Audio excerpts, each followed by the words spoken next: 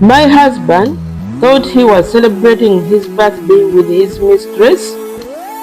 I walked in with the man she forgot to divorce.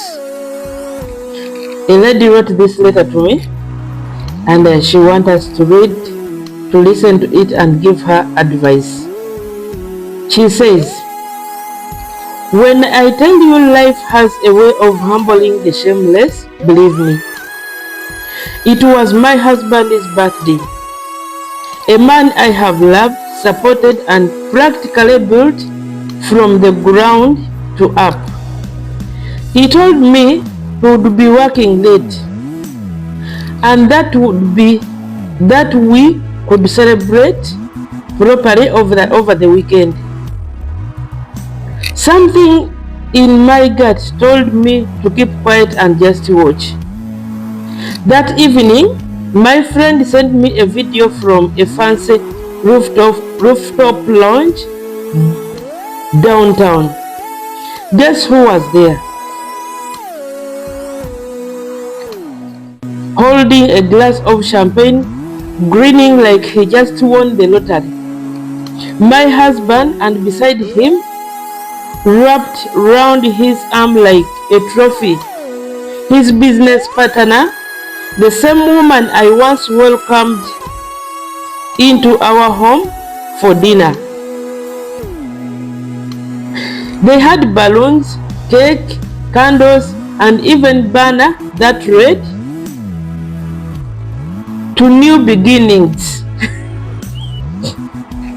But life is poetic, because when God decides to serve justice, He doesn't need a lawyer. You see, what my dear husband didn't know was that his mistress had a past she thought she buried, a past that came knocking just in time. 2 weeks earlier, a man had shown up at my salon looking for her. He said his name was Philip and that he was looking for his wife. I nearly dropped my comb. Wife?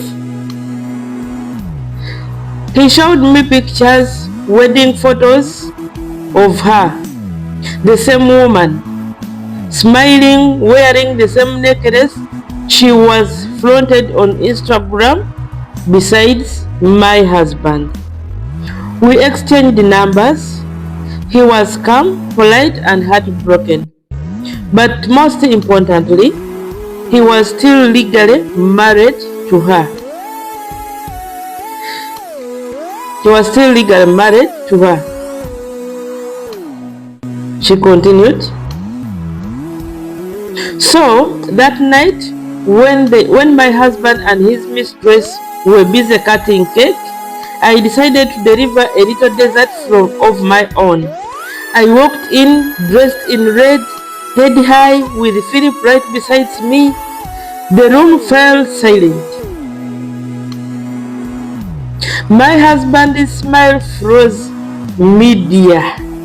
The mistress turned pale. I smiled and said sweetly, "Darling, I didn't want to miss your new beginning. Oh, and since your lady here loves celebrations, I thought she would not mind her husband joining us too." Philip waved, calm and collected, the kind of man who knew the power of silence. You could hear a pin drop. The mistress stammered something about separation papers, but Philip raised his hand. "Correction," he said softly. "You are still Mrs. Okafor until the court says otherwise." And just like that, her whole fake empire crumbled.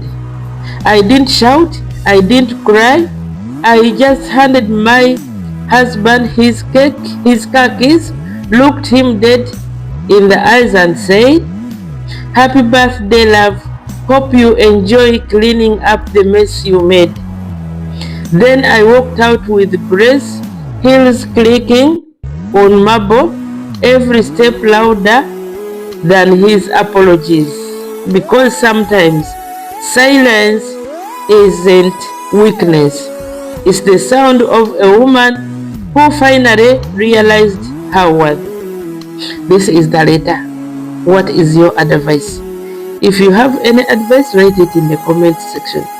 Or if you have ever been in the same situation, how did you go through this situation? Write in the comment section. Thank you. I love you all.